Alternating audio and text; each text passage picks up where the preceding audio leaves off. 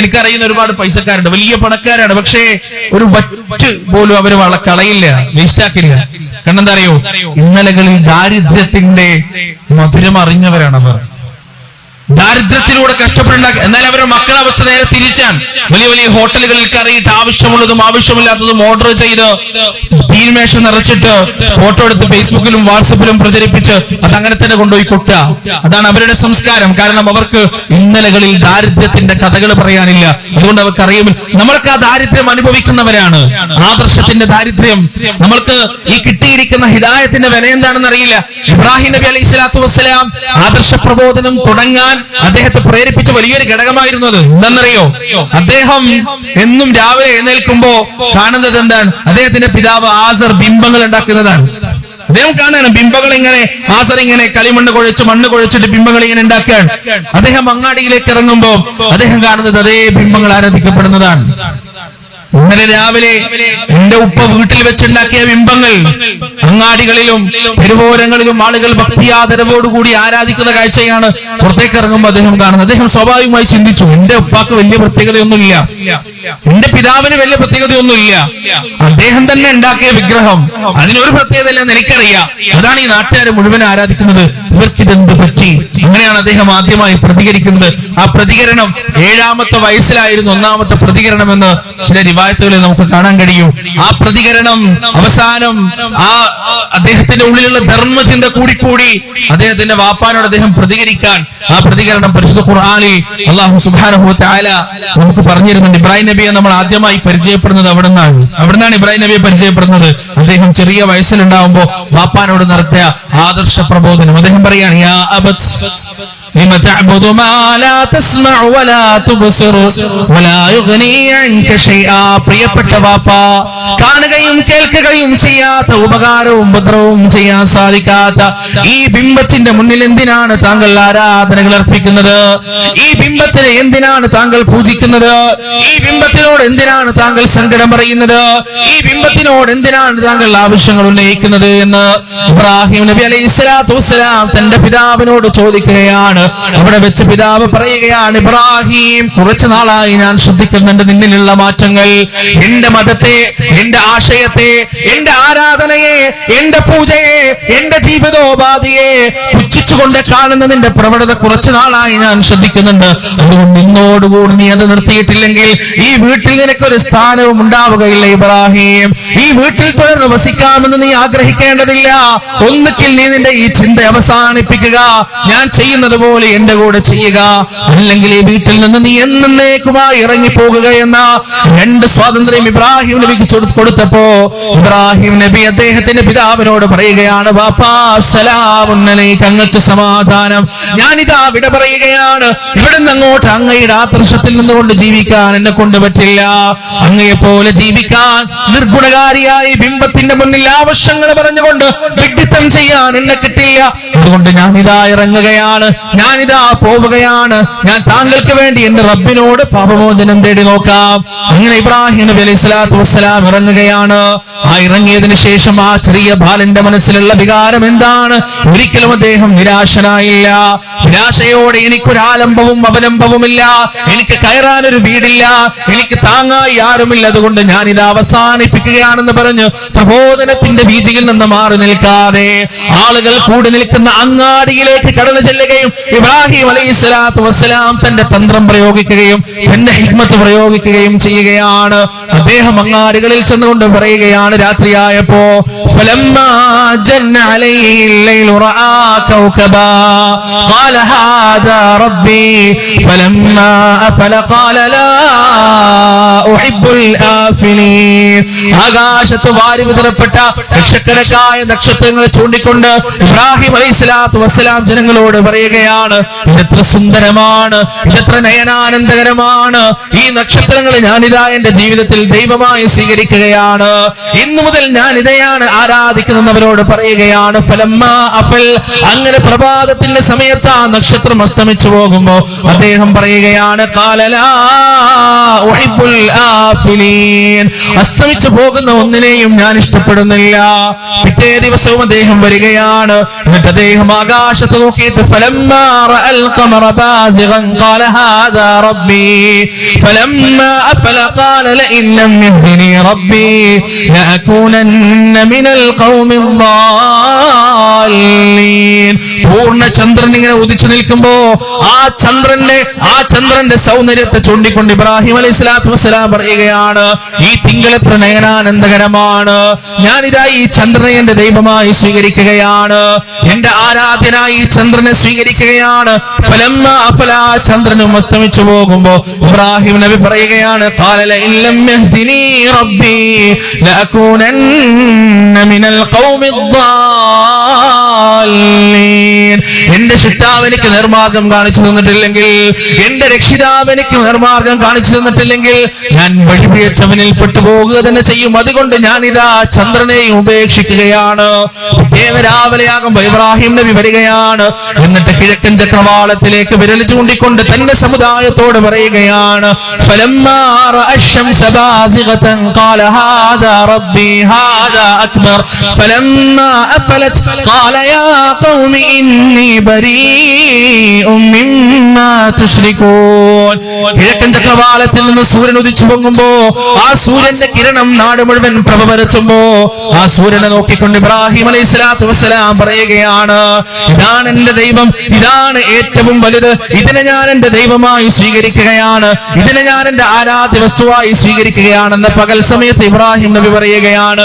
അങ്ങനെ ആ സൂര്യൻ സഞ്ചരിച്ച് മധ്യാഹ്നത്തിലും ഉച്ചയും കഴിഞ്ഞ് വൈകുന്നേരം പടിഞ്ഞാറൻ ചക്രവാളത്തിൽ ചുവന്ന നിറത്തിൽ അസ്തമിക്കുന്ന സമയത്ത് ഇബ്രാഹിം അലൈഹിസ്സലാത്തു വസ്സലാം ആ അസ്തമിച്ചു പോകുന്ന സൂര്യനെ ചൂണ്ടിക്കൊണ്ട് പറയുകയാണ് ഇന്നി ബരീഉം മിമ്മാ തുശ്രികൂൻ.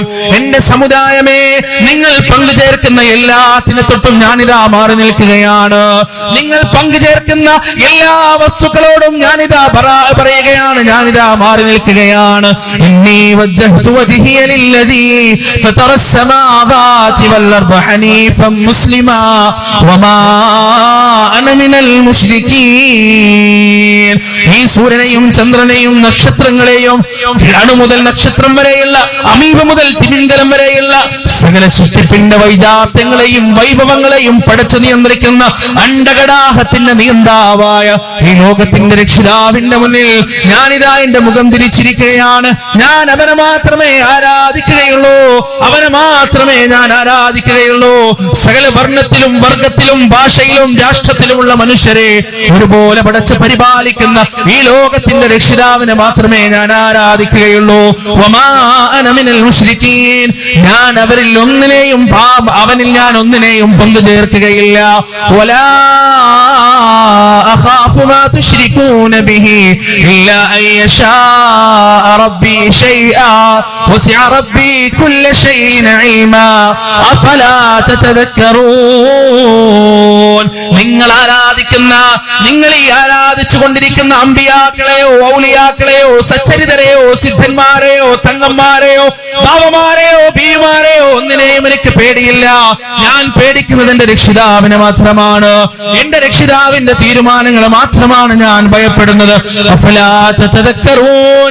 എന്റെ സമുദായമേ, നിങ്ങൾ ആലോചിക്കുന്നില്ലേ, നിങ്ങൾ ചിന്തിക്കുന്നില്ലേ? ഇബ്രാഹിം അലൈഹിസ്സലാത്തു വസ്സലാമിന്റെ ശക്തമായ പ്രബോധനമാണ്. അദ്ദേഹം ഓരോ നക്ഷത്രങ്ങളെയും ചന്ദ്രനെയും സൂര്യനൊക്കെ നോക്കിയിട്ട് അദ്ദേഹം ദൈവമാണെന്ന് പറഞ്ഞ് വലിയൊരു മെസ്സേജ് ആ കൗമിന് കൊടുക്കാൻ വേണ്ടിയിട്ട്. എന്താ മെസ്സേജ് എന്നറിയോ? നിങ്ങൾ ആരാധിക്കുന്നതെല്ലാം അസ്തമിച്ചു പോകുന്നതാണ്. ഇന്ന് നിങ്ങൾ ഒന്നിനെ ആരാധിക്കുന്നു, നാളെ നിങ്ങൾ വേറൊന്നിനെ ആരാധിക്കുന്നു, മറ്റന്നാൾ നിങ്ങൾ വേറൊന്നിനെ ആരാധിക്കുന്നു. നിങ്ങളുടെ ദൈവങ്ങൾക്ക് സ്ഥിരതയില്ല എന്ന വലിയൊരു ആശയം അവർക്ക് മനസ്സിലാക്കി കൊടുക്കാൻ വേണ്ടിയാണ് ഓരോ ദിവസവും ഇബ്രാഹിം അലൈഹിസ്സലാത്തു വസ്സലാം തന്റെ ദൈവങ്ങളെ മാറ്റി മാറ്റി പറഞ്ഞത്. എത്ര ഹിക്മത്തോടു കൂടിയാണ് ഇബ്രാഹിം അലൈഹിസ്സലാത്തു വസ്സലാം തന്റെ ദഅവത്ത് നടത്തിയത്. നമുക്ക് സഹോദരന്മാരെ, ഹിക്മത്തോടുകൂടി മൗഇദത്തോടുകൂടി നമ്മുടെ ദഅവത്ത് നടത്തിയാൽ, പ്രവാചകന്മാരുടെ മാർഗം സ്വീകരിച്ച് അവരുടെ മതം അവലംബിച്ച് ആ മതപ്രചാരണം നമ്മൾ നടത്തിയാൽ ഒരിക്കലും അത് തിരസ്കരിക്കപ്പെടുകയില്ല എന്നത് 100% സത്യമാണ്. ഞാൻ പറഞ്ഞത് പ്രവാചകന്മാരുടെ പ്രബോധനത്തിന്റെ അടിസ്ഥാന ഘടകം നസീഹത്തായിരുന്നു, ഗുണകാംക്ഷയായിരുന്നു. നമ്മൾ ഒരിക്കലും പ്രബോധനം ചെയ്യേണ്ടത്, ദാവത്ത് ചെയ്യേണ്ടത് നമ്മുടെ മതത്തിൽ ആളെ കൂട്ടാനോ സംഘടനയിൽ ആളെ കൂട്ടാനോ അല്ല. അത് തെറ്റാണ്. തർക്കിച്ച് ജയിക്കാനോ അല്ലെങ്കിൽ ആധിപത്യം സ്ഥാപിക്കും, ഇതൊന്നുമല്ല മതപ്രബോധനത്തിന്റെ ലക്ഷ്യം. എന്താ? എല്ലാ പ്രവാചകന്മാരും പ്രബോധിത സമുദായത്തോട് പറഞ്ഞ അടിസ്ഥാനപരമായ കാര്യം എന്താണ്? അനലക്കും നാസിഹുൻ അമീൻ, അനലക്കും നാസിഹുൻ അമീൻ, ഞാൻ നിങ്ങൾക്ക് സത്യസന്ധനായ ഒരു ഗുണകാംക്ഷയാണ്. ഈ ഗുണകാംക്ഷയോടെ നമ്മൾ സംസാരിക്കുമ്പോ ആ സംസാരം ഫലം കാണും എന്ന കാര്യത്തിൽ യാതൊരു സംശയമില്ല. മഹാന്മാരായ ഇമ്മത്തിന്റെ ഇമാമുകൾ നടത്തിയ ചില ദഅവത്തുകളെ കുറിച്ച് ഓർമ്മ വരാൻ. അവര് നമ്മൾ വിചാരിക്കുന്നത് പോലെ ഈ അയിമത്തിന്റെ ഇമാമുകൾ, 4 മദ്ഹബിന്റെ ഇമാമുകൾ ഉണ്ടല്ലോ, ഹനഫി, ഷാഫി, ഹംബലി, മാലിക്കി, ഈ 4 മദ്ഹബിന്റെ ഇമാമുകളൊന്നും പള്ളിയുടെ ഏതെങ്കിലും മൂലയിൽ പോയിരുന്ന് തസ്ബീഹ് മാലയും കൊണ്ട് ഇരുന്ന പടമൂല്യന്മാരായിരുന്നില്ല. അല്ല, അവരുടെ ജീവിതം നമ്മളൊന്ന് പഠിച്ചു നോക്കണം. ഭൗതികമായ രംഗത്ത്, സാമൂഹ്യ രാഷ്ട്രീയ രംഗത്ത് സജീവമായി ഇടപെടുകയും അതിലെല്ലാം നല്ല പങ്ക് വഹിക്കുകയും ചെയ്ത പണ്ഡിതന്മാരും സാദാത്തുക്കളുമായിരുന്നു അവരെല്ലാവരും. അങ്ങനെ ഇമാം അബൂ ഹനീഫയുടെ ജീവിതത്തിൽ ഒരു ചരിത്രമുണ്ട്, സുറകളിൽ കാണാൻ പറ്റും. അധികമൊന്നും നമ്മൾ കേട്ടിട്ടില്ലാത്തൊരു ചരിത്രമാണ്. ആ ചരിത്രം എന്താണെന്ന് വെച്ചാൽ, ഇമാം അബൂ ഹനീഫയുടെ കാലഘട്ടത്തിൽ ഒരു വലിയ യുക്തിവാദി, അവരെ കൊണ്ടാണല്ലോ ഏറ്റവും വലിയ ഷർറ്, ഏറ്റവും വലിയ ഫിത്ന അവരെ കൊണ്ടാണ്, യുക്തിവാദികളെ കൊണ്ടാണ്. യുക്തിവാദികൾക്ക് അവരുടെ പ്രത്യേകത എന്താണെന്ന് പറഞ്ഞാൽ, നമ്മൾ ഈ നെയ്യപ്പം പറയല്ലോ, മലയാളം നെയ്യപ്പം എന്ന് പറയല്ലോ, നെയ്യപ്പത്തിൽ നെയ്യില്ലല്ലോ. നെയ്യപ്പത്തിൽ നെയ്യുണ്ടോ? ഇല്ല. അതുപോലെ തന്നെ അതാണ് നെയ്യപ്പം പറയുന്ന പോലെയാണ് യുക്തിവാദികൾ. യുക്തിവാദികൾ എന്ന് പറയുമെങ്കിൽ അവർക്ക് സത്യത്തിൽ യുക്തിയില്ല, യുക്തിയില്ലാത്ത കാര്യങ്ങൾ അവർ പ്രചരിപ്പിച്ചുകൊണ്ടിരിക്കുന്നത്. ഏതായാലും ഇന്ന് ഏറ്റവും കൂടുതൽ ഷർറ് അവരെ കൊണ്ടാണ്. അത് ആ കാലഘട്ടത്തിലുണ്ടായിരുന്നു. ഇമാം അബൂ ഹനീഫ റഹിമഹുല്ലാഹ് ജീവിച്ചിരിക്കുന്ന കാലഘട്ടത്തിൽ ഒരു യുക്തിവാദി ഖുർആനെയും തിരുഹദീസിനെയൊക്കെ കളിയാക്കിയിട്ട് ഇങ്ങനെ നാടിന്റെ 4 മൂലയിൽ പോയി പ്രസംഗം നടത്തി ഒരുപാട് ആളുകളെ ഇസ്ലാമിന്റെ പുറത്തേക്ക് കൊണ്ടുപോകുക, ഭയങ്കര ഫിത്ന ഉണ്ടായി. ആ സമയത്ത് കുറച്ച് മുസ്ലിങ്ങളായ ആളുകൾ ഇമാം അബൂ ഹനീഫയുടെ അടുത്ത് വന്നിട്ട് പരാതി പറഞ്ഞു, ഇങ്ങനെ ചില പ്രശ്നങ്ങളുണ്ട്, ഒരു യുക്തിവാദി നാസ്തികം വന്നിട്ട് ആളുകളുടെ മനസ്സിൽ ശുബ്ഹാത്ത് ഉണ്ടാക്കുന്നുണ്ട്, അതുകൊണ്ട് താങ്കൾ എന്ത് ചെയ്യണം, അതിലൊന്ന് ഇടപെടണം. അങ്ങനെ ഇമാം അബൂ ഹനീഫ ഇടപെടാൻ. എങ്ങനെയാണ് ഇടപെടുന്ന അറിയോ? ഒരു സംവാദം നിശ്ചയിക്കണം. ഈ യുക്തിവാദിയും അബൂ ഹനീഫയും തമ്മിലൊരു സംവാദം. ആ സംവാദത്തിന് സ്ഥലം നിശ്ചയിച്ചു, എന്നിട്ട് ഒരു സമയവും നിശ്ചയിച്ചു. നിശ്ചയിക്കപ്പെട്ട ദിവസമെത്തി ആ സ്ഥലത്തേക്ക് യുക്തിവാദികൾ മുഴുവൻ ഒരുമിച്ച് കൂടി, യുക്തിവാദി നേതാവും ഒരുമിച്ച് കൂടി. അയാൾ നല്ല ആവേശത്തിലാണ്, ഒരു പണ്ഡിതനെ അടിക്കാൻ കിട്ടുന്ന അവസരമാണല്ലോ. നിശ്ചയിച്ച സമയം വന്നു, പക്ഷേ ഈ ഇമാം അബൂ ഹനീഫ അവർക്ക് എത്തുന്നില്ല. സമയം ഒരുപാട് കഴിഞ്ഞു, സമയം ദീർഘമായി വൈകി, എന്നിട്ട് ഇമാം അബൂ ഹനീഫ എത്തുന്നില്ല. അവസാനം കുറെ നേരം വൈകിട്ട് അദ്ദേഹം എത്തി. അബൂ ഹനീഫ എത്തി. അദ്ദേഹം എത്തിയപ്പോ ആളുകൾ മുഴുവൻ ചോദിച്ചു, എന്താ ഇങ്ങനെ, നിങ്ങൾ എന്താ കൃത്യസമയത്ത് എത്താതിരുന്നത്? യുക്തിവാദി നേതാവ് വലിയ ആവേശത്തോടെ ചോദിച്ചു, നിങ്ങൾ എന്താണ് നേരത്തെ എത്താതിരുന്നത്, പറഞ്ഞ സമയത്ത് എത്താതിരുന്നത്? അപ്പൊ അദ്ദേഹം മറുപടി പറഞ്ഞു, എന്റെ വീട്ടിൽ നിന്ന് ഇവിടേക്ക് എത്തണമെങ്കിൽ ഒരു വലിയ കടവ് കടക്കണം. ആ കടവിൽ നിന്ന് എന്നെ സ്ഥിരമായി കടത്തുന്ന വഞ്ചിക്കാരുണ്ട്, അവൻ ഇന്ന് അവിടെ ഉണ്ടായിരുന്നില്ല. ഞാൻ അവിടേക്ക് എത്തി നോക്കുമ്പോ വഞ്ചിയെയും കാണാനില്ല, വഞ്ചിക്കാരനെയും കാണാനില്ല. ഞാൻ ആകെ അങ്കലാപ്പില്ല, എന്ത് ചെയ്യുമെന്നറിയാതെ ഞാനിങ്ങനെ ആലോചിച്ച് നിൽക്കുമ്പോഴാണ് പെട്ടെന്ന് എന്റെ വലതുഭാഗത്ത് നിന്ന് ഒരു ശബ്ദം ഞാൻ കേൾക്കുന്നത്. ആ ശബ്ദം കേട്ട ഭാഗത്തേക്ക് ഞാൻ നോക്കിയപ്പോ ഒരു വലിയ മരം, ആ മരം ഇങ്ങനെ കടപുഴകി വീഴാണ്. ആ മരം എന്റെ മുന്നിലേക്ക് വീണു. എന്നിട്ട് അതിന്റെ ചില്ലകൾ മുഴുവൻ അടർന്നുപോയി, അതിന്റെ ഇലകൾ മുഴുവൻ അടർന്നുപോയി. ഞാനിങ്ങനെ നോക്കി നിൽക്കെ അതിന്റെ ചില്ലകളും ഇലകളും മുഴുവൻ അടർന്നു പോവാ. എന്നിട്ട് ആ വഞ്ചി സ്വയം തൊലിയൊക്കെ പോയി, ഒരു നല്ലൊരു സുന്ദരമായ ആ മരം സ്വയം തൊലിയൊക്കെ പോയി സുന്ദരമായ ഒരു വഞ്ചിയായി മാറാൻ. അത്ഭുതപ്പെട്ടുപോയി. എന്റെ പടച്ചോന്റെ സഹായമായിരിക്കാം, അദ്ദേഹം പറയാ, എന്റെ പടച്ചോന്റെ സഹായമായിരിക്കാം, എന്റെ റബ്ബിന്റെ സഹായമായിരിക്കാം. ഞാൻ അങ്ങനെ ആ വഞ്ചിയെ, സുന്ദരമായ വഞ്ചിയെ നോക്കി നിൽക്കുമ്പോ അതങ്ങനെ നിരങ്ങി നിരങ്ങി നിരങ്ങി കടവിലേക്ക് അങ്ങോട്ട് ഇറങ്ങി. ഞാൻ ഒരൽപ്പം കൗതുകത്തോടുകൂടി ആ കടവിലുള്ള വഞ്ചിക്കയുടെ മുകളിൽ കയറി നിന്നപ്പോ ആ വഞ്ചി അതിവേഗം എന്നെയും കൊണ്ട് ഇക്കരയിലേക്ക് വന്നു. എന്നിട്ട് ഇമാം അബൂ ഹനീഫ ചോദിച്ചു, ഇതിലും വലിയ തെളിവ് നിങ്ങൾക്ക് വേണോ പടച്ചോനുണ്ട് എന്നുള്ളതിനും? പടച്ചോനുണ്ട് എന്നുള്ളതിന് ഇതിലും വലിയ തെളിവ് നിങ്ങൾക്ക് വേണോ? സ്വന്തം ഒരു മരം വീണ് ആ മരം സ്വന്തം ഒരു വഞ്ചിയായി, ഇതൊക്കെ എന്റെ പടച്ചോൻ കാണിക്കുന്ന അത്ഭുതങ്ങളാണ് ഇമാം അബൂ ഹനീഫ പറഞ്ഞു. യുക്തിവാദിക്ക് കിട്ടിയ ചാൻസ് അല്ലേ? അയാൾ സന്തോഷത്തോടെ ആവേശത്തോടെ ചാടി എഴുന്നേറ്റു. എന്നിട്ട് പറഞ്ഞു, അങ്ങനെ വഴിക്ക് വരട്ടെ. എന്നിട്ട് പിന്നെ മുസ്ലിങ്ങളോട് ചോദിച്ചു, നിങ്ങൾ ഇയാളെയാണോ കൊണ്ടെന്ന്? ഞാനിങ്ങനെ കുറെ അത്ഭുതങ്ങളൊക്കെ പറഞ്ഞിട്ട് നമ്മളെ തോൽപ്പിക്കാൻ വേണ്ടി വന്നതായിരിക്കുമല്ലേ? ഇയാൾ പറയുന്നത് നിങ്ങൾ കേട്ടില്ലേ? ഒരു വലിയ മരം താനെ കടപുഴകി വീഴുക, എന്നിട്ട് അതിന്റെ ചില്ലകൾ മുഴുവൻ മാറുക, അതിന്റെ ഇലകൾ മുഴുവനും മാറുക, എന്നിട്ട് അത് സുന്ദരമായ ഒരു വഞ്ചിയാവുക, ഒരാൾ പോലും സഹായിക്കാനില്ലാതെ, ഒരാൾ പോലും പണിയെടുക്കാതെ, എന്നിട്ട് ആ വഞ്ചി സ്വന്തം തന്നെ അങ്ങോട്ട് ഇറങ്ങുക. ഇതൊക്കെ നിങ്ങൾ ഈ അനുയായികളോട് പറഞ്ഞാൽ മതി, ഞങ്ങളോട് പറയണ്ടെന്ന് യുക്തിവാദി പറഞ്ഞു. എന്നിട്ട് അദ്ദേഹം ഒരു നിർവൃതിയോടുകൂടിയോ, നല്ല അടി കൊടുത്തല്ലോ, നിർവൃതിയോടുകൂടി അവിടെ ഇരിക്കുമ്പോ മഹാനായ ഇമാം അബൂ ഹനീഫ റഹിമഹുല്ലാഹ് അദ്ദേഹം ഒരു ചെറിയ പുഞ്ചിരിയോട് എഴുന്നേറ്റിട്ട് ഈ യുക്തിവാദിയോട് പറഞ്ഞു, ഒരു വഞ്ചി സ്വന്തമായി ഉണ്ടായി എന്ന് ഞാൻ അവകാശപ്പെട്ടപ്പോ താങ്കൾ എന്നെ വിളിക്കുന്നത് വിഡ്ഢി എന്നാണെങ്കിൽ, മണ്ടൻ എന്നാണെങ്കിൽ, ഈ മഹാപ്രപഞ്ചം മുഴുവൻ സ്വന്തമായി ഉണ്ടായതാണ്, തനിയെ ഉണ്ടായതാണ് എന്ന് പറയുന്ന താങ്കളെ ഞാൻ എന്ത് പേരിട്ട് വിളിക്കുന്നു? അദ്ദേഹത്തോട് തിരിച്ചു ചോദിച്ചു. ഒറ്റ ചോദ്യത്തിന് വേണ്ടിയാണ് ഇമാം അബൂ ഹനീഫ റഹിമഹുല്ലാഹ് ഈ പറയുന്ന സാഹചര്യങ്ങൾ മുഴുവൻ ഉണ്ടാക്കിയത്. ഇതാണ് ഹിക്മത്ത്. ആ സംവാദം തുടർന്നു. പക്ഷേ ആ സംവാദം മുഴുവൻ ഈ യുക്തിവാദിയുടെ തകർച്ചയായിരുന്നു. അയാൾ ഭൂമിയിലേക്ക് ഇങ്ങനെ ആണ്ടുപോവായിരുന്നു നിന്ന നിൽപ്പിൽ. അത്രക്ക് ശക്തമായ ആർഗ്യുമെന്റ്സ് ആണ് ഇമാം അബൂ ഹനീഫ മുന്നോട്ട് വെച്ചത്. തുടക്കത്തിൽ തന്നെ പോയല്ലോ. ഇതാണ് ദഅവത്തിന്റെ മാർഗ്ഗം. ഇബ്രാഹിം നബി അലൈഹി സ്വലാത്തു വസ്സലാം ഉപയോഗിച്ചതുപോലെ ഇബ്രാഹിം നബി അലൈഹി സ്വലാത്തു വസ്സലാം സമുദായത്തിന്റെ പൾസ് മനസ്സിലാക്കി, സമുദായത്തിന്റെ ദൈവവിശ്വാസത്തിന്റെ രീതി മനസ്സിലാക്കി. ഓരോ ദിവസവും ഓരോ ദൈവങ്ങളെയാണ് അവർ സ്വീകരിക്കുന്നത്, അതെങ്ങനെ താൻ അവർക്ക് മനസ്സിലാക്കി കൊടുക്കുമെന്ന് ചിന്തിച്ചു. അങ്ങനെയാണ് നക്ഷത്രങ്ങളെയും ചന്ദ്രനെയും സൂര്യനെയും എല്ലാം മാറി മാറി സ്വീകരിക്കുന്നത്. അവിടെ മാറ്റങ്ങൾ ഉണ്ടായി, വിപ്ലവങ്ങൾ ഉണ്ടായി. ആളുകൾ സംസാരിക്കാൻ തുടങ്ങി. ഇബ്രാഹിം പറയുന്നത് ശരിയല്ലേ, ആ യുവാവ് പറയുന്നത് ശരിയല്ലേ? ആത്മാർത്ഥമായ വിളികൾ ഉത്തരം നൽകപ്പെടാതെ പോവില്ല സഹോദരങ്ങളെ. ഞാൻ അനുഭവം ഓർക്കാൻ, ഇമാം അക്ബർ സാഹിബിന്റെ ഒപ്പം ആന്തമാനിലൊരു പ്രോഗ്രാം ഉണ്ടായിരുന്നു. അവിടെ കുറച്ച് മലയാളികളൊക്കെ ഉണ്ട്. ആ മലയാളികളെല്ലാം കൂടി സംഘടിപ്പിച്ച ഒരു പരിപാടി. ആ പരിപാടിയിൽ സമാപന പ്രഭാഷണം അക്ബർ ഖാനതായിരുന്നു. അദ്ദേഹം അവിടെ വെച്ച് പങ്കുവെച്ചൊരു അനുഭവമുണ്ട്. അദ്ദേഹം പറഞ്ഞു, കേരളത്തിൽ ഒരു HR മാനേജറുണ്ട്, ഒരു കൺസൾട്ടന്റ്, ബിസിനസ് കൺസൾട്ടന്റ്. അദ്ദേഹം നല്ല നിലയിൽ MNC-കൾക്ക് വേണ്ടി ജോലി ചെയ്യുന്ന, നല്ല നിലയിൽ പ്രവർത്തിക്കുന്ന ഒരാൾ, നല്ല സാമ്പത്തിക ഭദ്രതയുള്ള ഒരാൾ. പെട്ടെന്നാണ് അയാൾ ഒരു തകർച്ചയിലെത്തുന്നത്. ഒരിക്കലും കരകയറാൻ കഴിയില്ല എന്ന് അയാൾക്ക് തീർച്ചയായ വലിയൊരു തകർച്ചയിലേക്ക് അയാൾ എത്തിപ്പെട്ടു. അയാളാകെ തകർന്നു പോയി. എന്ത് ചെയ്യണമെന്ന് അയാൾക്ക് അറിയില്ല. അവസാനം അയാൾ ഭാര്യയുമായി കൂടിയാലോചിച്ച് ആത്മഹത്യ ചെയ്യാൻ മരിക്കാൻ തീരുമാനിക്കുക. അവർക്ക് 2 ചെറിയ പിഞ്ചു മക്കളുണ്ട്. ആ മക്കളെയും കൊന്നുകളഞ്ഞിട്ട് തങ്ങളും മരിച്ച് ഈ ലോകത്തുനിന്ന് ഒളിച്ചോടാൻ യാത്രയാണ് അവർ തീരുമാനിക്കുകയാണ്. അങ്ങനെ തീരുമാനിച്ചുറപ്പിച്ച് അന്ന് രാത്രിയുടെ അത്താഴത്തിൽ വിഷം കലർത്തിയിട്ട് ഭാര്യയും ഭർത്താവും കൂടി രാത്രിയുടെ അത്താഴത്തിൽ വിഷം കലർത്തി രാത്രി ഭക്ഷണത്തിന്റെ സമയമാകുന്നതുവരെ അവർ കാത്തു നിൽക്കുകയാണ്. അങ്ങനെ അവർ കാത്തു നിൽക്കുന്ന സമയം ഈ സിറ്റിംഗ് റൂമിൽ ഇയാൾ അങ്ങോട്ടും ഇങ്ങോട്ടും ഇങ്ങനെ നടക്കുകയാണ്. എന്ത് ചെയ്യണം? ഒരുപക്ഷെ അയാളുടെ മനസ്സിലുള്ള ചിന്ത, ഞാനും ഭാര്യയും ജീവിതത്തിന്റെ പരമാവധി ആസ്വദിച്ചു. കണ്ട കിനാവുകൾ പലതും പൂർത്തീകരിക്കപ്പെട്ടിട്ടുണ്ട്. പക്ഷേ കിനാവുകൾ കാണാൻ തുടങ്ങിയിട്ടേ ഉള്ളൂ 2 ചെറിയ മക്കൾ. അവരെപ്പുറത്തൊന്നും അറിയാതെ കളിച്ചുകൊണ്ടിരിക്കാൻ എങ്ങനെയാണ് അവർക്ക് ഈ വിഷം വാങ്ങിക്കൊടുക്കുക? എങ്ങനെയാണ് അവരുടെ ജീവിതം ജീവൻ ഹനിക്കുക എന്ന ചിന്തയായിരിക്കാം ആ മനുഷ്യൻ ഒരു പക്ഷേ കൂടുതൽ അസ്വസ്ഥനാക്കിയിട്ടുണ്ടാകുക. അയാൾ തന്റെ ചെയറിൽ പോയിരുന്നു. ആ ചെയറിൽ പോയിരുന്നിട്ട് അയാൾ തന്റെ ബുക്കിന്റെ ഷെൽഫിലേക്ക് ഒന്ന് നോക്കി. ആ ഷെൽഫിൽ ഇങ്ങനെ അലക്ഷ്യമായി കണ്ണോടിച്ചപ്പോ വർഷങ്ങൾക്ക് മുമ്പ് തന്റെ ഒരു പരിചയക്കാരൻ കൊടുത്ത പരിശുദ്ധ ഖുർആനിന്റെ ഒരു കോപ്പി, ഖുർആനിന്റെ ഒരു പ്രതി വർഷങ്ങൾക്ക് മുമ്പ് കൊടുത്ത, എന്നാലും അത് വായിച്ചു നോക്കിയിട്ടില്ല. ഒരുപാട് പുസ്തകങ്ങൾക്കിടയിൽ നിന്ന് ആ പരിശുദ്ധ ഖുർആനിന്റെ തർജ്ജമ അയാളെ മാടി വിളിക്കുന്നത് പോലെ അയാൾക്ക് തോന്നി. അയാളെ കൈകൊണ്ട് ഓങ്ങി വിളിക്കുന്നത് പോലെ അയാൾക്ക് തോന്നി. മെല്ലെ നടന്ന് ഷെൽഫിന്റെ അടുത്തേക്ക് പോയി ഷെൽഫ് തുറന്നു. ആ ഖുർആനിന്റെ തർജ്ജമയെടുത്തു. വെറുതെ പ്രത്യേകിച്ച് ലക്ഷ്യമൊന്നുമില്ല, നിസ്സംഗമായി ഇങ്ങനെ ആ ഖുർആൻ എടുത്ത് അയാളുടെ ചെയറിൽ അയാൾ പോയിരുന്നു.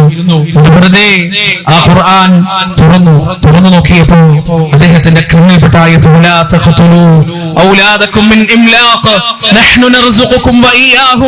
ജീവിതത്തിന്റെ പ്രതിസന്ധിയെ ഭയന്ന്, ദാരിദ്ര്യത്തെ ഭയന്ന് നിങ്ങൾ നിങ്ങളുടെ മക്കളെ കൊന്നുകളയരുത്. നിങ്ങൾക്കും അവർക്കും ഭക്ഷണം നൽകുന്നത് നാമാണെന്ന വചനമാണ് ആ മനുഷ്യന്റെ കണ്ണുകളിൽ വെക്കുന്നത്. തകർന്നുപോയ അയാളൊന്നും ചിന്തിച്ചില്ല. വല്ലാത്തൊരു ഉൾവിളി അയാൾക്ക്, വല്ലാത്ത വല്ലാത്തൊരു മനം മാറ്റം, ഹൃദയത്തിന്റെ മിടിപ്പ് കൂടി, കണ്ണിലേക്ക് ഇരുട്ട് കയറുന്നത് വരെ ഒരു നിമിഷം സുബോധം തിരിച്ചു കിട്ടി. ഞാൻ എന്താണ് തീരുമാനിച്ചത്? എന്ത് അബദ്ധമാണ് ഞാൻ ചെയ്തത്? ഖുർആൻ അവിടെ അടച്ചു വെച്ചു. അടുക്കളയിലേക്ക് ചെന്ന് വിഷം കലർത്തിയ അത്താഴം എടുത്തു മറിച്ചു കളഞ്ഞു, വേസ്റ്റിലേക്ക് ഇട്ടു. എന്നിട്ട് ഭാര്യയുടെ അടുത്ത് പോയി പറഞ്ഞു, നമുക്ക് വന്നിരിക്കുന്ന പ്രതിസന്ധി സധൈര്യം നമ്മൾ നേരിടും, ഒളിച്ചോടാൻ നമ്മൾ തയ്യാറില്ല എന്ന് പറഞ്ഞ് അദ്ദേഹം വീണ്ടും തന്റെ ചെയറിൽ വന്നിരുന്നു. ആ ഖുർആൻ തുറന്നു. ആ ഖുർആനിന്റെ താളുകളിലൂടെ അദ്ദേഹം സഞ്ചരിച്ചു. ഇന്ന് വരെ മനസ്സിലുണ്ടായിരുന്ന ദുഃഖങ്ങളെല്ലാം ഒരു വലിയ മലവെള്ളപ്പാച്ചില് പോലെ ആ പരിശുദ്ധ ഖുർആനിന്റെ വചനങ്ങൾ വന്ന് കഴുകി തലോടി ഇല്ലാതെയാക്കി. ആ ഖുർആനിന്റെ വശ്യസുന്ദരമായ വചനങ്ങളിൽ അയാളുടെ നയനങ്ങൾ നിറഞ്ഞു, അയാളുടെ മനസ്സ് നിറഞ്ഞു. ആ ഖുർആൻ വായിച്ച് അവസാനം അദ്ദേഹം അഷ്ഹദു അല്ലാ ഇലാഹ ഇല്ലല്ലാഹ് വഅഷ്ഹദു അന്ന മുഹമ്മദ് റസൂലുള്ളാഹ് എന്ന കലിമ ചൊല്ലി മുസ്ലിമായി ഇന്നും സജീവമായി ദഅവാ രംഗത്തുള്ള മനുഷ്യനായി തുടരുന്നു. നിങ്ങൾ ആലോചിച്ച് നോക്കൂ സഹോദരങ്ങളെ, വർഷങ്ങൾക്ക് മുമ്പ് എന്നെയോ നിങ്ങളെയോ പോലെയുള്ള ഏതെങ്കിലും ഒരു പ്രവർത്തകൻ, ഏതെങ്കിലും ഒരു സാധാരണക്കാരൻ ഒരുപാട് ആളുകൾക്ക് നൽകുമ്പോ കൂട്ടത്തിൽ നൽകിയതായിരിക്കാം ഈ ഖുർആൻ. അദ്ദേഹം ഒരിക്കലും വിചാരിച്ചിട്ടുണ്ടാവില്ല രണ്ട് പിഞ്ചു പൈതങ്ങളുടെ ഒരു കുടുംബത്തിന്റെ ജീവനാണ് ഈ ഖുർആൻ കൊണ്ട് രക്ഷിക്കപ്പെടാൻ പോകുന്നത്. ഒരു കുടുംബമാണ് നരകത്തിൽ നിന്ന് എന്നേക്കുമായി മോചിപ്പിക്കാൻ പോകുന്നത്. ഒരിക്കലും ആ മനുഷ്യൻ ചിന്തിച്ചിട്ടുണ്ടാവില്ല. ആത്മാർത്ഥമായ ഓരോ പ്രവർത്തനവും അള്ളാഹുവിന്റെ ഏടുകളിൽ കണക്കുകൾ സൂക്ഷിക്കപ്പെടുന്നതാണ്, അള്ളാഹുവിന്റെ തീരുമാനത്തിൽ ഫലവത്താകുന്നതാണ്. ആ ഫലമാണ് ഇവിടെ കണ്ടത്. ഈ പാവപ്പെട്ട ഈ കൊടുത്ത മനുഷ്യനുണ്ടല്ലോ, നാളെ മാശറയിലെത്തുമ്പോഴായിരിക്കാം ഒരു പക്ഷേ ഇത് കാണുന്നത്. ഒരു കുടുംബം, ആ മനുഷ്യനിലൂടെ ഒരുപാട് ആളുകൾ ഇസ്ലാമിലേക്ക് വന്ന സുന്ദരമായ കാഴ്ച, കരുണാനന്ദകരമായ ആ വാർത്ത അദ്ദേഹം അറിയുന്നത് മാത്രമായിരിക്കും. സുബ്ഹാനല്ലാഹ്, ഇത് വലിയ സന്തോഷമായിരിക്കും സഹോദരങ്ങളെ. ആത്മാർത്ഥമായ ദഅവത്ത് അതായിരുന്നു പ്രവാചകന്മാർ നടത്തിയിരുന്നത്. അതുകൊണ്ടാണ് അവർക്ക് വിപ്ലവം സൃഷ്ടിക്കാൻ കഴിഞ്ഞതും. ഇബ്രാഹിം നബി അലൈഹി സ്വലാത്തു വസ്സലാം തന്റെ സമുദായത്തിന് നടത്തിയ ദഅവത്തും അതാണ്, ആത്മാർത്ഥമായ വിളിയായിരുന്നു. അതുകൊണ്ട് അവിടെ കോലിളക്കങ്ങൾ ഉണ്ടായി, ചർച്ചകൾ ഉണ്ടായി, ചർച്ചകൾ മൂത്തു. രാജാവിന്റെ ചെവിയിലും ചർച്ചയെത്തി. ഒരു യുവാവ് പുതിയ ആദർശ പ്രബോധനം തുടങ്ങിയിട്ടുണ്ട്, പുതിയ ദൈവത്തെ കുറിച്ച് പരിചയപ്പെടുത്തുന്നുണ്ട്. ഈ ലോകത്തിന് മുഴുവൻ ഒരൊറ്റ സൃഷ്ടാവ് മാത്രമേ ഉള്ളൂ എന്ന് പരിചയപ്പെടുത്തുന്നുണ്ട്. അയാളുടെ ആർഗ്യുമെന്റ്സിന് മുന്നിൽ നാട്ടിലുള്ള പണ്ഡിതന്മാരെ മുഴുവൻ മുട്ടുകുത്തുകയാണ്. തർക്കിക്കാൻ ആർക്കും കഴിയുന്നില്ല. അവസാനം കുതർക്കിയായ രാജാവ് ഇബ്രാഹിം നബി അലൈഹി സ്വലാത്തു വസ്സലാമിനെ തന്റെ കൊട്ടാരത്തിലേക്ക് വിളിച്ചു വരുത്താൻ ആ രംഗം ഖുർആൻ പറയാണ്. ഇബ്രാഹിം നബി അലൈഹി സ്വലാത്തു വസ്സലാം നമ്രൂദിന്റെ കൊട്ടാരത്തിലെത്തി.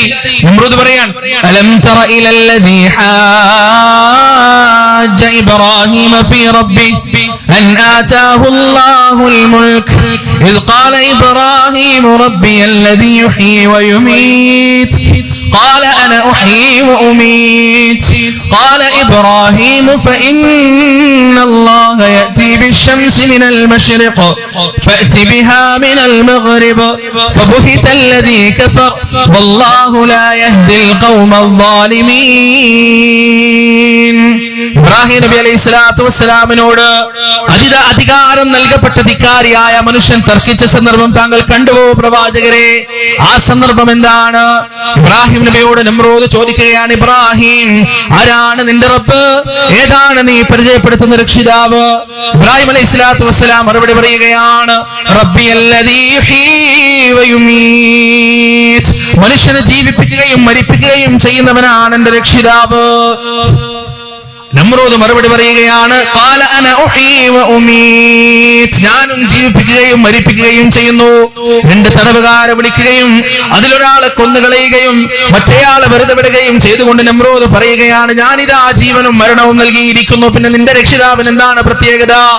ഇബ്രാഹിം നബിയുടെ മറുപടി, ഇബ്രാഹിം നബിയുടെ ശക്തമായ വാദം, ഖാല ഇബ്രാഹിം ഫഇന്നല്ലാഹ യഅതി ബിശ്ശംസി മിനൽ മശ്രിഖ് ഫഅതി ബിഹാ മിനൽ മഗ്രിബ് فبهت الذي كفر والله لا يهدي القوم الظالمين. ഇബ്രാഹിം നബി അലൈഹി സ്വലാത്തു വസ്സലാം പറയുകയാണ്, നമ്രൂദേ, അങ്ങനെയാണെങ്കിൽ എന്റെ രക്ഷിതാവ് ദിവസവും സൂര്യൻ ഉദിപ്പിക്കുന്നത് കിഴക്ക് നിന്നാണ്. ഒരു ദിവസമെങ്കിലും നീ അത് മാറ്റിക്കൊണ്ട് പടിഞ്ഞാറ് നിന്ന് സൂര്യനെ ഉദിപ്പിക്കാൻ നിന്നെ കൊണ്ട് കഴിയുമോ നമ്രൂദേ എന്ന് ഇബ്രാഹിം അലൈഹി സ്വലാത്തു വസ്സലാം മറുചോദ്യം ചോദിച്ചപ്പോ വിശുദ്ധ ഖുർആൻ പറയുന്നു, ഫബുഹിതല്ലദീ കഫർ. ഫബുഹിതല്ലദീ കഫർ, അവിശ്വാസിക്ക് ഉത്തരമുട്ടുകയാണ്. വല്ലാഹു ലാ യഹ്ദിൽ ഖൗമൽ ളാലിമീൻ. അക്രമികളായ ആളുകളെ അല്ലാഹു ഒരിക്കലും നേർവഴിയിലാക്കുകയില്ല. സുബ്ഹാനല്ലാഹ്. ഇബ്രാഹിം നബി അലൈഹി സ്വലാത്തു വസ്സലാമിന്റെ ദഅവത്തിന് മുന്നിൽ നമ്രൂദ് ഉത്തരം മുട്ടുകയാണ്. അവിടുത്തെ അടുത്ത പടി എന്താണ്? ഉത്തരം മുട്ടി. സംവാദത്തിന് ഇനി ചാൻസ് ഇല്ല, എല്ലാ സ്കോപ്പുകളും അടഞ്ഞു. ഇനിയുള്ളത് ഉന്മൂലന തന്ത്രമാണ്. അവിടെയാണ് തീക്കുണ്ടാരം ഒരുക്കപ്പെടുന്നത്. ഇബ്രാഹിം നബി അലൈഹി സ്വലാത്തു വസ്സലാമിന്റെ മരണത്തിന് വിധിക്കപ്പെടുന്ന അദ്ദേഹത്തെ കൊല്ലുവാൻ വേണ്ടി നാട് മുഴുവൻ സഹകരിച്ചുകൊണ്ട് ഭയാനകമായ ഒരു അഗ്നികുണ്ടാരം അവിടെ സൃഷ്ടിക്കപ്പെടുകയാണ്. ഇവിടെ ഈ അഗ്നികുണ്ടാരത്തെ കുറിച്ച് നമ്മൾ മനസ്സിലാക്കേണ്ടത് എന്താ അറിയോ? ഈ അഗ്നികുണ്ടാരത്തിന്റെ തീനാളങ്ങൾ ഇന്നും മണക്കപ്പെട്ടിട്ടില്ല. ഞാൻ പറയുന്നത് പ്രതീകാത്മകമായി മനസ്സിലാക്കണം. ഇനി സ്റ്റേജിൽ നിന്ന് ഇറങ്ങും നിങ്ങൾ എന്നോട് ചോദിക്കരുത് എവിടെയാണ് ആ കുണ്ടും എവിടെയാണ് ആ അഗ്നി ഉള്ളതെന്ന് ചോദിക്കരുത്. ഇബ്രാഹിം നബിക്ക് വേണ്ടി ഒരുക്കപ്പെട്ട അഗ്നികുണ്ടാരത്തിന്റെ അഗ്നിനാളങ്ങൾ ഇന്നും അണക്കപ്പെട്ടിട്ടില്ല. എവിടെയാണ് നമ്മൾ അത് കാണുക? ആദർശ പ്രബോധനത്തിന്റെ വീതിയിൽ നമ്മൾ ശക്തിയുക്തം മുന്നോട്ട് പോകുമ്പോ ബലാലത്ത് മുഴുവൻ ഹക്കിന്റെ മുന്നിൽ തകരുമ്പോ അവിടെ നാം അഗ്നികുണ്ടാരം കാണുന്നു. പല രൂപങ്ങളിൽ, പല ഭാവങ്ങളിൽ ചരിത്രത്തിൽ എന്നും അഗ്നികുണ്ടാരം ഉണ്ടായിട്ടുണ്ട്. അല്ലാഹു സുബ്ഹാനഹു വ തആല വിശുദ്ധ ഖുർആനിൽ ചോദിച്ചത് എന്താ അല്ലാഹു ചോദിച്ചത്? ഹസിബതും മൻ തദ്ഖുലുൽ ജന്ന വലമ്മാ യഅതികും മസലുൽ ലദീന ഖലൗ മിൻ ഖബ്ലികും മസ്സത്ഹുമുൽ ബഅസാ വദ്ദറാഉ വസുൽസിലൂ ഹത്താ യഖൂലർ റസൂൽ വല്ലദീന ആമനൂ മഅഹു മതാ നസ്റുല്ലാഹ് അലാ ഇന്ന നസ്റല്ലാഹി ഖരീബ്. നിങ്ങൾ വിചാരിക്കുകയാണോ എളുപ്പത്തിൽ സ്വർഗത്തിൽ കിടക്കാമെന്ന് നിങ്ങൾ വിചാരിക്കുകയാണോ? നിങ്ങളുടെ മുൻഗാമികൾക്ക് വന്നെത്തിയ ക്ലേശങ്ങളും ബുദ്ധിമുട്ടുകളും നിങ്ങൾക്ക് വന്നെത്താതെ അള്ളാന്റെ സ്വർഗീയ ഭവനത്തിലേക്ക് കാലെടുത്ത് വെക്കാമെന്ന് നിങ്ങൾ വിചാരിക്കുകയാണെങ്കിൽ നിങ്ങൾക്ക് തെറ്റിയ അള്ളാഹുവിന്റെ വാക്കുകളാണ്. ഇബ്രാഹിം നബി അലൈഹി സ്വലാത്തു വസ്സലാമിന് അഗ്നികുണ്ടാരം ഒരുക്കപ്പെട്ടതുപോലെ ഖിയാമത്ത് നാൾ വരെ ആ പ്രവാചകന്മാരുടെ മതവും മതപ്രബോധനത്തിന്റെ വീതികളും സ്വീകരിച്ച ആളുകളെ കാത്തിരിക്കുന്നത് ഒരിക്കലും ഹർഷാരവങ്ങളും അനുമോദനങ്ങളും പൂച്ചെണ്ടുകളുമല്ല, മറിച്ച് അവരെ കാത്തിരിക്കുന്നത് തീക്കുണ്ടാരങ്ങളാണ്, ചടവറകളാണ്, തീവ്രവാദി ഭീകരവാദി എന്ന വിളിപ്പേരുകളാണ്. ഈ വിളിപ്പേരുകളും ഈ അഗ്നികുണ്ടാരങ്ങളും ഈ മർദ്ദനങ്ങളും എന്നെന്നും ചരിത്രത്തിൽ നിലനിന്നിട്ടുണ്ട്. റസൂലുള്ളാഹി സ്വല്ലല്ലാഹി അലൈഹി വസല്ലമയുടെ കാലഘട്ടം നമുക്കറിയാം. ഓരോ ചരിത്രങ്ങൾ നമ്മൾ കേൾക്കുമ്പോൾ സഹോദരങ്ങളെ, എത്ര വലിയ പ്രതിസന്ധികൾ വന്നാലും എത്ര വലിയ പ്രയാസങ്ങൾ വന്നാലും ആ പ്രയാസത്തിന്റെ തീച്ചൂളയിലും ഈമാനിന്റെ ദീപശിഖ കെടാതെ ഈമാനിന്റെ വെളിച്ചത്തിന് ഹൃദയത്തിന്റെ അകത്തൊരു മാറ്റം പോലും ഇല്ലാതെ കാത്തു സൂക്ഷിച്ച മഹാനുഭവന്മാരായ മഹാനുഭവികളായ സഹാബത്തിനെയും സഹാബ വനിതകളെയും നമുക്ക് കാണാൻ കഴിയും. ഉഹുദ് യുദ്ധത്തിന്റെ ചരിത്രം നമുക്കറിയാം. ആ ഉഹുദ് യുദ്ധത്തിന്റെ ചരിത്രത്തിൽ സുപ്രധാനമായ ഒരു രംഗമുണ്ടായിട്ടുണ്ട്. ഉഹുദ് യുദ്ധത്തിന്റെ പരാജയത്തെക്കാൾ, ഉഹുദ് യുദ്ധത്തിന്റെ നഷ്ടത്തെക്കാൾ മുസ്ലിങ്ങളെ ഏറ്റവും കൂടുതൽ പിടിച്ചുലച്ച സന്ദർഭം ഏതാണ്? മുഹമ്മദ് മരിച്ചിരിക്കുകയാണ്, പ്രവാചകൻ മരിച്ചിരിക്കുകയാണ് എന്ന വാദമുണ്ടായപ്പോഴാണ്, എന്ന പ്രചരണം ഉണ്ടായപ്പോഴാണ് അക്ഷരാർത്ഥത്തിൽ മുസ്ലിങ്ങൾ മുഴുവൻ തകർന്നു പോയത്. സ്ത്രീകളുടെ ഭാഗത്തുനിന്ന് കൂട്ടക്കരച്ചിൽ വരികയാണ്. പല സഹാബികളും പിന്തിരിഞ്ഞോടുകയാണ്. പല ആളുകളും വാള് വലിച്ചെറിഞ്ഞുകൊണ്ട് ശത്രുക്കളുടെ നടുവിലേക്ക് എടുത്തു ചാടുകയാണ്. പല ആളുകളും മരിക്കുകയാണ്.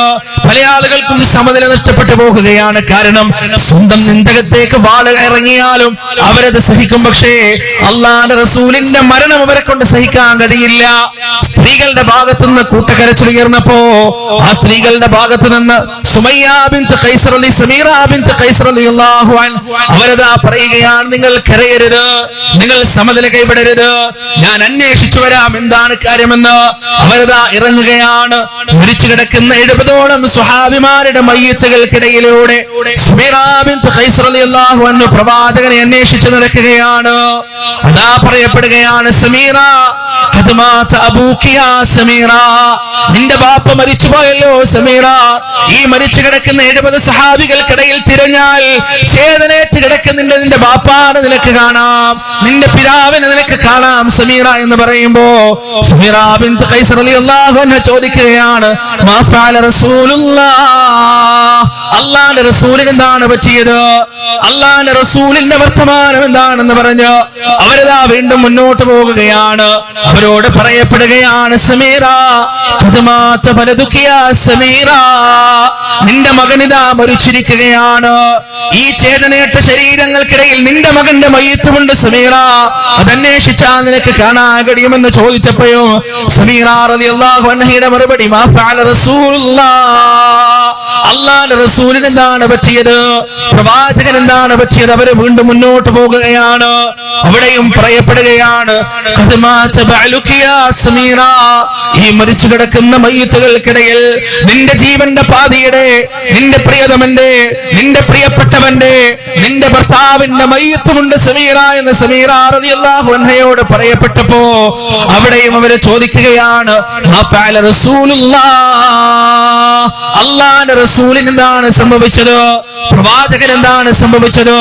അവസാനം അവര് തിരഞ്ഞു റസൂലുള്ളാഹിന്റെ മുന്നിലെത്തിയപ്പോ ആ റസൂലുള്ളാഹിന്റെ മുന്നിൽ വെച്ച് സമീറ റളിയല്ലാഹു അൻഹ പറയുകയാണ്, കുല്ലു മുസീബത്തിൻ ബഅദക ജലൽ യാ റസൂലുള്ളാഹ്, അങ്ങയെ കാണുമ്പോ, അങ്ങയുടെ മുന്നിൽ നിൽക്കുമ്പോ അങ്ങയ്ക്കൊന്നും സംഭവിച്ചില്ല എന്ന് തിരിച്ചറിയുമ്പോ, അങ്ങ് സുരക്ഷിതനായിട്ടുണ്ട് എന്ന സത്യം തിരിച്ചറിയുമ്പോ എല്ലാ മുസീബത്തുകളും അപ്രസക്തമാണ് റസൂലേ, എല്ലാ വേവലാദികളും അപ്രസക്തമാണ് റസൂലേ, എല്ലാ വേദനകളും അപ്രസക്തമാണ് റസൂലേ.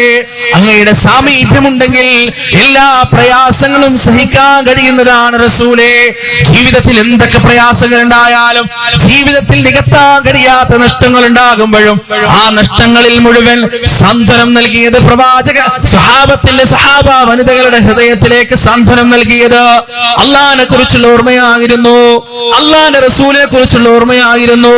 അവർക്ക് വേണ്ടിയും ഒരുക്കപ്പെട്ടിട്ടുണ്ട് അഗ്നികുണ്ഡാരങ്ങൾ, അവർക്ക് വേണ്ടിയും ഒരുക്കപ്പെട്ടിട്ടുണ്ട് പീഡനമുറികളും മർദ്ദനമുറികളും അവർക്ക് വേണ്ടി ഒരുക്കപ്പെട്ടിട്ടുണ്ട്. ഖബ്ബാബ് റളിയല്ലാഹു അൻഹുവിന്റെ ശരീരത്തിൽ ഒരു ഇഞ്ച് പോലും ബാക്കിയുണ്ടായിരുന്നില്ല തീപ്പൊള്ളലേൽക്കാതെ. അദ്ദേഹം ഒരു കൊല്ലപ്പണിക്കാരനായിരുന്നു. ചുട്ടുവഴിപ്പിച്ച ഇരുമ്പിന്റെ ദണ്ടുകൾ ശരീരത്ത് വെച്ച് ആ ഇരുമ്പിലൂടെ മാംസമടക്കം പറഞ്ഞു വരുമ്പോ ലാ ഇലാഹ ഇല്ലല്ലാഹ് എന്ന വഹദാനിയത്തിന്റെ കലിമത്തിന് വേണ്ടി, അതിനുവേണ്ടി സഹിക്കുമ്പോ, അള്ളാഹ്ക്ക് വേണ്ടി ഓർക്കും, അള്ളാഹുവിനെ കുറിച്ച് ഓർക്കുമ്പോ ആ ഖബ്ബാബ് റളിയല്ലാഹു അൻഹുവിന്റെ മനസ്സിൽ ഒരു തരത്തിലുള്ള ചാഞ്ചാട്ടവും ഉണ്ടായിരുന്നില്ല. നെഞ്ചത്ത് ഭാരമുള്ള കല്ലുകൾ കയറ്റി വെച്ച് മരുഭൂമിയിലൂടെ ബിലാൽ എന്ന് പറയുന്ന ലോകത്തിന്റെ നെറുകയിലുള്ള, ലോക മുസ്ലിം മനസാക്ഷിയുടെ നെറുകയിൽ നിന്ന് നിലനിൽക്കുന്ന ബിലാൽ റളിയല്ലാഹു അൻഹുവിനെ മരുഭൂമിയുടെ കനൽ പദങ്ങളിലൂടെ വലിച്ചു വെക്കുമ്പോ ഇവിടെയും ലാ ഇലാഹ ഇല്ലല്ലാഹ് എന്ന ആദർശത്തിന്റെ തെളിമയിൽ തകരാതെ നിന്നിരുന്നു അവരുടെ എല്ലാം ധൈര്യം. അവർക്ക് വേണ്ടിയും അഗ്നികുണ്ഡാരം ഒരുക്കപ്പെട്ടിരുന്നു. എന്റെ പ്രിയപ്പെട്ട മുസ്ലിങ്ങളെ, എന്റെ ശബ്ദം ശ്രവിക്കുന്നവരെ, ഇനിയും അഗ്നികുണ്ഡാരങ്ങൾ ഒരുക്കപ്പെടുന്നതാണ്, ഇനിയും പരീക്ഷണങ്ങൾ ഒരുക്കപ്പെടുന്നതാണ്, ഇനിയും മർദ്ദനമുറികൾ ഒരുക്കപ്പെടുന്നതാണ്. അതൊരിക്കലും അവസാനിക്കുന്നില്ല. നിങ്ങൾക്കറിയുമോ, മഹാനായ യഹ്യാ നബി അലൈഹിസ്സലാത്തു വസ്സലാമിന്റെ മരണം എങ്ങനെയായിരുന്നു? യഹ്യാ നബിയുടെ ജനതയെ കൊന്നിരുന്നത് ഈർച്ചവാള് കൊണ്ട് ഏർന്നിട്ടായിരുന്നു, വാളുകൊണ്ട് വെട്ടിയിട്ടില്ല. ഈർച്ചവാള് കൊണ്ട് തല മുതൽ കാല് വരെ ഇരുന്ന് തലച്ചോറും തൊണ്ടയുടെ നാടിഞരമ്പുകളും വലിച്ചു കീറിക്കൊണ്ടാണ് ഓരോ മനുഷ്യരെയും കൊന്നുകളഞ്ഞത്. ഈ ഭീമാകാരമായ രംഗം കണ്ട് യഹ്യാ നബി അലൈഹിസ്സലാത്തു വസ്സലാം ഓടുകയാണ്. എന്നിട്ട് രക്ഷപ്പെടാൻ വേണ്ടി ഒരു മരപ്പൊത്തിൽ കയറി ഒളിക്കുകയാണ്. ശത്രുക്കൾ അദ്ദേഹത്തിന്റെ സാന്നിധ്യം അറിയുകയും ആ മരത്തോടുകൂടി യഹ്യാ നബി അലൈഹിസ്സലാത്തു വസ്സലാമിനെ ഈർന്നു കൊല്ലുകയുമാണ് ചെയ്തത്. ഇങ്ങനെ എത്ര പ്രവാചകന്മാർ അനുഭവിച്ച വേദന ചെറുതൊന്നുമല്ല. മറിയം ബീവി അലൈഹിസ്സലാത്തു വസ്സലാം അവരനുഭവിച്ച പ്രയാസം എത്രയാണ്? അല്ലാഹുവിന്റെ പരീക്ഷണം ഉണ്ടായില്ലേ ജീവിതത്തിൽ? നമുക്ക് ചരിത്രത്തിൽ ചാരിത്രവതി, പവിത്ര എന്ന് പറയാൻ ഒരു മഹദിയെ കുറിച്ച് പറ്റുമെങ്കിൽ അതിന്റെ എല്ലാ അർത്ഥത്തിലും ആ പാതിവൃത്യം കാത്തു സൂക്ഷിച്ചവരാണ് മറിയം ബീവി അലൈഹിസ്സലാത്തു വസ്സലാം. ആ മറിയം ബീവിക്കെതിരെ അന്നുള്ള ജൂതന്മാർ നടത്തിയത് വ്യഭിചാരാരോപണമാണ്. ما كان أبوك امرأ سوء وما كانت أمك بغيا يا أخت هارون ما كان أبوك امرأ سوء وما كانت أمك بغيا. നിന്റെ ഉമ്മ മോശപ്പെട്ടവനായിരുന്നില്ല, നിന്റെ വാപ്പ വഴിതെറ്റിയവനായിരുന്നില്ല. നിനക്ക് എങ്ങനെ ഇത് കഴിഞ്ഞു? ആ ക്രൂശീകരണത്തിൽ സഹോദരങ്ങളെ, ഒരു പെണ്ണിന് സഹിക്കാൻ കഴിയുന്നതിൽ അങ്ങേയറ്റം നിനക്കറിയോ, ഒരു സ്ത്രീ ഏറ്റവും കൂടുതൽ പരിലാളന ആഗ്രഹിക്കുന്ന സമയമാണ് പ്രഗ്നൻസി. ഏറ്റവും കൂടുതൽ പരിഗണന ആഗ്രഹിക്കുന്ന സമയം. എത്രത്തോളം ഒരു പേന താഴേക്ക് വീണാൽ അവർക്കൊന്ന് കുനിഞ്ഞെടുക്കാൻ പോലും പറ്റാത്ത സന്ദർഭം. സ്ഥിരമായി അവർ കിടന്നുകൊണ്ടിരുന്ന ഉറങ്ങിക്കൊണ്ടിരിക്കുന്ന ആ രീതിയിൽ ആ ഭാഗത്തേക്ക് ചെരിഞ്ഞും മറിഞ്ഞും ഉറങ്ങാൻ പറ്റാത്ത സന്ദർഭം, ശരിക്കുറങ്ങാനും ഭക്ഷണം കഴിക്കാനും എല്ലാം അവര് ബുദ്ധിമുട്ടുന്ന സന്ദർഭം, അവിടെ തന്റെ കുടുംബക്കാരുടെയും ഉമ്മയുടെയും വാപ്പയുടെയും ഭർത്താവിന്റെയും കൂട്ടുകാരികളുടെയും എല്ലാം സ്വാന്തനം പെണ്ണിന്റെ മനസ്സിന് നൽകുന്ന ആശ്വാസം ചെറുതൊന്നുമില്ല. പക്ഷേ നബി അലൈഹിസ്സലാത്തു വസ്സലാം തന്റെ ഗർഭധാരണയുണ്ടായപ്പോ പരീക്ഷണവുമായി വിദൂരമായി ഒറ്റപ്പെട്ട സ്ഥലത്തേക്ക് മാറുകയാണ്. അവിടെ ആ ഗർഭധാരണത്തിന്റെ എല്ലാ പ്രയാസങ്ങളും പേറി അവസാനം പ്രസവ വേദന കൂടിയപ്പോ അവർക്ക് നിന്നിടത്ത് നിൽക്കാൻ കഴിയാതെ അവിടെ എഴുന്നേറ്റ് നടക്കുകയാണ്. ലക്ഷ്യമില്ലാതെ അവർ നടക്കുകയാണ് മരുഭൂമിയിലൂടെ. അങ്ങനെ അവരെത്തിപ്പെടുന്നത് ഒരു ഈന്തപ്പനയുടെ മുന്നിലാണ്. അല്ലാഹു സുബ്ഹാനഹു വ തആല അവരോട് പറയാണ്, മറിയം, ആ ഈന്തപ്പന നീ ഒന്ന് പിടിച്ചു കുലുക്കുക. സഹോദരങ്ങളെ, എന്താ കൽപ്പനയുടെ ഒരു സ്വരം നിങ്ങളൊന്ന് നോക്ക്. ഇവിടെ മറിയം ബീവി ചോദിച്ചു, പഠിച്ചോനെ, എന്താണ് അവർ പറഞ്ഞത്? പഠിച്ചോനെ, ഇത്രയും പ്രയാസപ്പെട്ട് ഞാൻ ഇവിടെ നിൽക്കുമ്പോൾ ഈ വലിയ ഈന്തപ്പന കുലുക്കാനാണോ നീ എന്നോട് പറയുന്നത് എന്നല്ല മറിയം ബീവി ചോദിച്ചത്. അള്ളാഹുവിന്റെ കൽപ്പന പ്രകാരം അത് കുലുക്കി ഈന്തപ്പെടുമ്പോഴും അവരത് കഴിച്ചു. അവരുടെ താഴ്ഭാഗത്തോടി നദിയൊഴുകി അവരിൽ നിന്ന് വെള്ളം കുടിച്ചു, പ്രസവിച്ചു. ആ കുഞ്ഞിനെയുമായി അവർ ആളുകളുടെ ഇടയിലേക്ക് ചെന്നു. ശകാരവർഷങ്ങൾ, മുന പോലെ ശരം പോലെ മൂർച്ചയുള്ള വാക്കുകൾ ഹൃദയത്തിലേക്ക് തറച്ചപ്പോഴും അവരെ ക്ഷമിച്ചു. അവർക്ക് വേണ്ടി ഒരുക്കപ്പെട്ട അഗ്നികുണ്ഡമായിരുന്നു അത്. സഹോദരങ്ങളെ, സൂറത്തുൽ ബുറൂജിൽ നിങ്ങൾ കേട്ടിട്ടില്ലേ? ഖുതില അസ്ഹാബുൽ ഉഖ്ദൂദ് അന്നാരി ദാത്തിൽ വഖൂദ് ഇദ്ഹും അലൈഹാ ഖുഊദ് വഹും അലാ മാ യഫ്അലൂന ബിൽ മുഅ്മിനീന ശുഹൂദ് വമാ നഖമൂ മിൻഹും ഇല്ലാ അൻ യുഅ്മിനൂ ബില്ലാഹിൽ അസീസിൽ ഹമീദ് ഇന്നൽ ലദീന ഫതനുൽ മുഅ്മിനീന വൽ മുഅ്മിനാതി ثم لم يتوبوا فلهم عذاب جهنم ولهم عذاب الحريق. കിടങ്ങിന്റെ ആളുകളെ കുറിച്ചല്ല പറഞ്ഞതാണ്. ആ കിടങ്ങിന്റെ ആളുകളെ കുറിച്ചല്ല പറയുകയാണ്. ഖുതില അസ്ഹാബുൽ ഉഖ്ദൂദ് അന്നാരി ദാത്തിൽ വഖൂദ് ഇദ്ഹും അലൈഹാ ഖുഊദ്. നിരപരാധികളായ മനുഷ്യരെ ആ കിടങ്ങിലേക്ക് ഇട്ടുകൊണ്ട് അവരെ കരിച്ചു കൊന്നപ്പോ ആ കിടങ്ങിന്റെ ഓരത്തിരുന്നു കൊണ്ട് അവര് പൊട്ടിച്ചിരിക്കുകയായിരുന്നു. അവര് നശിക്കട്ടെ എന്നുള്ള ശാപം പറയുകയാണ്. ആ ചരിത്രം നിങ്ങൾ ബുഖാരി റിപ്പോർട്ട് ചെയ്യുന്ന ഒരു ദീർഘമായ ഹദീസാണ്. ആ ഹദീസിന്റെ ചുരുക്കം എന്താ അറിയോ? ഈ അഗ്നികുണ്ഡാരവും ഒരുക്കപ്പെട്ടത് ദഅവത്തിലൂടെയാണ്. സുബ്ഹാനല്ലാഹ്. ഒരു ബാലൻ, അള്ളാഹുവിനാൽ ഏൽപ്പിക്കപ്പെട്ട ഒരു ബാലൻ, അവൻ ദഅവത്ത് തുടങ്ങാൻ.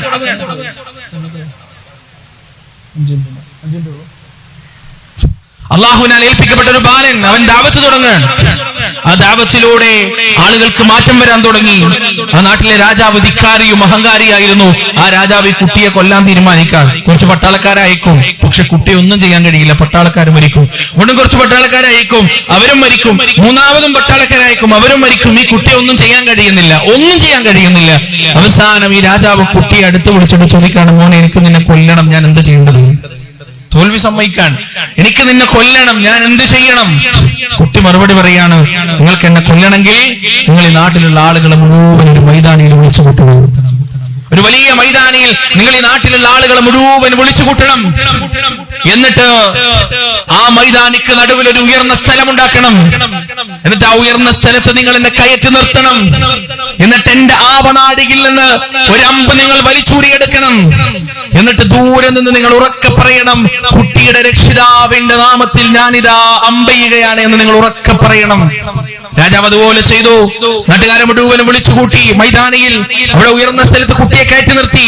എന്നിട്ട് അവന്റെ ആവനായിൽ നിന്ന് അമ്പെടുത്തിട്ട് രാജാവ് ഉറക്കെ പറഞ്ഞു, കുട്ടി പരിചയപ്പെടുത്തുന്ന രക്ഷിതാവിന്റെ നാമത്തിൽ, അതായത് ബിസ്മില്ലാ എന്ന് പറഞ്ഞ് അമ്പെയ്തു. ആ അമ്പ് കുട്ടിയുടെ ചെന്നിയിൽ തറച്ച് കുട്ടി മരിച്ചുപോയി. അതോടുകൂടി ജനങ്ങൾക്ക് കാര്യം മനസ്സിലായി. രാജാവ് എന്താണോ ഭയന്നത് അത് തന്നെ സംഭവിച്ചു. രാജാവിന്റെ ഇത്രയും പരിവാരങ്ങൾ അയച്ചിട്ടും ഒരു രോമത്തിന് പോലും പോറേൽപ്പിക്കാൻ കഴിയാത്ത ഈ കുട്ടിയെ അവൻ പരിചയപ്പെടുത്തുന്ന രക്ഷിതാവിന്റെ നാമത്തിൽ അമ്പെയ്തപ്പോ അവൻ മരിച്ചുവെങ്കിൽ പറയുന്നതാണ് സത്യം. ഒരാരവം പോലെ, തിരമാലകൾ ഉണ്ടാക്കുന്ന ഒരു ആരവ ശബ്ദം പോലെ ആ കൂടി നിന്ന ആളുകൾ മുഴുവൻ ഒരുമിച്ച് പറഞ്ഞു, ലാ ഇലാഹ ഇല്ലല്ലാഹ്, ലാ ഇലാഹ ഇല്ലല്ലാഹ്. രാജാവ് എന്താണോ ഭയന്നത് അത് തന്നെ ഇവിടെ സംഭവിച്ചു. അവിടുന്ന് ആ മൈതാനിയിൽ കൂടി നിന്ന സ്ത്രീകളെയും പുരുഷന്മാരെയും കുട്ടികളെയും അടക്കം ക്രൂരമായി കൊന്നുകളഞ്ഞ ചരിത്രമാണ് കിടങ്ങിന്റെ ചരിത്രം. അവരെ കൊന്നുകളയുന്നതിന് വേണ്ടി വലിയ കിണങ്ങുണ്ടാക്കി, ആ കിടങ്ങിൽ തീ കത്തിച്ചു. എന്നിട്ട് അതിലേക്ക് സ്ത്രീകളെയും പുരുഷന്മാരെയും കുട്ടികളെയും വലിച്ചെറിഞ്ഞു. അവസാനം ഒരു പെണ്ണ് മാത്രം ബാക്കിയായി, ഒരു സ്ത്രീ മാത്രം ബാക്കിയായി. ഒരു ചോരപ്പൈതലുമായി ആ സ്ത്രീ കിടങ്ങിന്റെ അരികെ വന്നിട്ട് ഭയന്ന് വിറച്ചു. അപ്പോ അവരുടെ കയ്യിലുള്ള ആ ചോരപ്പൈതൽ അവരോട് ചോദിച്ചു, ഉമ്മ, ഹക്കിന് വേണ്ടി എന്തിനാണ് നിങ്ങൾ ഭയക്കുന്നത്? ഉമ്മ, അൻതി ഫിൽ ഹഖ്, നിങ്ങൾ ഹഖിലാണ്, നിങ്ങൾ സത്യത്തിലാണ്. നിങ്ങൾ ഈ അഗ്നികുണ്ഡാരത്തിലേക്ക് എടുത്തു ചാടുക, നിങ്ങളുടെ സ്വർഗമതാണുമ്മ. ഉപദേശിച്ചു കൊടുക്കുന്ന ഒരു ചോരപ്പൈതലിനെ അവരും ആ അഗ്നികുണ്ഡാരത്തിലേക്ക് വലിച്ചെറിയപ്പെടുകയാണ്.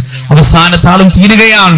അവിടെയാണ് അള്ളാഹുവിന്റെ ആയത്തുകൾ ആ ചരിത്രത്തെയാണ് സൂചിപ്പിക്കുന്നത്.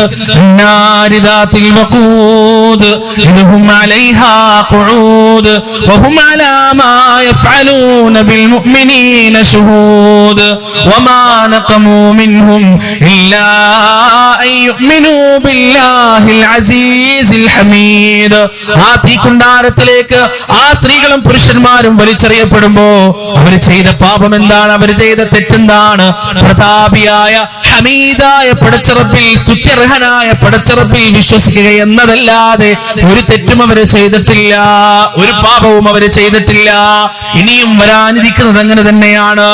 ഈ ലോകത്തിന്റെ സൃഷ്ടാവിനെ മാത്രം ആരാധിച്ചു എന്ന ഒരൊറ്റ കാരണത്താൽ ആരാണോ മർദ്ദിക്കുന്നത്, ആ മർദ്ദകരുടെ സൃഷ്ടാവിനെ ആരാധിച്ചത് കൊണ്ട് ആ മർദ്ദകരായ ആളുകൾക്ക് അന്നവും വെള്ളവും വായുവും നൽകുന്ന അവരുടെ രക്ഷിതാവിനെ ആരാധിച്ചു എന്ന ഒരൊറ്റ കാരണം കൊണ്ട് മാത്രമാണ് ലോകത്തിന്ന് വരെ മർദ്ദനങ്ങൾ നടന്നിട്ടുള്ളത്. ഇനി മർദ്ദനങ്ങൾ നടക്കാൻ പോകുന്നതും അതിനു വേണ്ടി തന്നെയാണ്.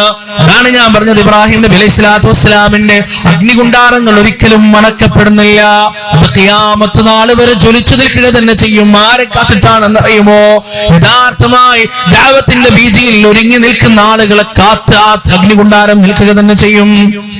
അതുകൊണ്ട് ഞാൻ അവസാനിപ്പിക്കുമ്പോൾ എനിക്ക് പറയാനുള്ളത്, പ്രവാചകന്മാരുടെ മതവും മതപ്രബോധനവും ജീവിതത്തിലേക്ക് പ്രാവർത്തികമാക്കാൻ നമുക്ക് കഴിയണം. ഞാൻ അവസാനിപ്പിക്കാൻ അതിന്റെ മുമ്പ് സഹോദരങ്ങളെ, ഇനിയുള്ള പ്രതിസന്ധിയുടെ കാലഘട്ടങ്ങളിൽ മുസ്ലിം ഉമ്മത്തിന് 3 വിഭാഗമായി നമുക്ക് കാണാൻ കഴിയും. 3 വിഭാഗം. ആ 3 വിഭാഗം ആരാണെന്നറിയും? ഒന്നാമത്തെ വിഭാഗം അവർ മുഴുവനായി മതത്തിന് വിളിച്ചെറിയും. ഇസ്ലാമിന്റെ ഐഡന്റിറ്റിയോ പേരോ ഊരോ അടയാളങ്ങളോ അവരുടെ വേഷത്തിലോ അവരുടെ പേരുകളിലോ അവരുടെ സംസാരത്തിലോ അവരുടെ വീടുകളിലോ ഒന്നും ഉണ്ടാവില്ല. അവർ ഈ ഉമ്മത്തിനെയും മതത്തിനെയും നശിപ്പിക്കുന്നവരുടെ ചേരിയിൽ തിരിഞ്ഞ് അക്രമം തുടങ്ങും. രണ്ടാമത്തെ വിഭാഗം ഹൃദയാന്തരങ്ങളിൽ അള്ളാഹുവിനോടും റസൂലിനോടുള്ള സ്നേഹമുണ്ടായിരിക്കെ പുറത്തവർ മുഴുവനും മാറും. അവരനുഭവിക്കും, അവർ കപടന്മാരായി ജീവിക്കും. അവർ പുറത്തവരുടെ മതം ഒരിക്കലും കാണിക്കില്ല. മൂന്നാമതൊരു വിഭാഗമുണ്ട്, അള്ളാഹു അവരിൽ നിന്ന് ഉൾപ്പെടുത്തട്ടെ. ومن أحسن قولا ممن دعا إلى الله وعمل صالحا وقال إنني من المسلمين.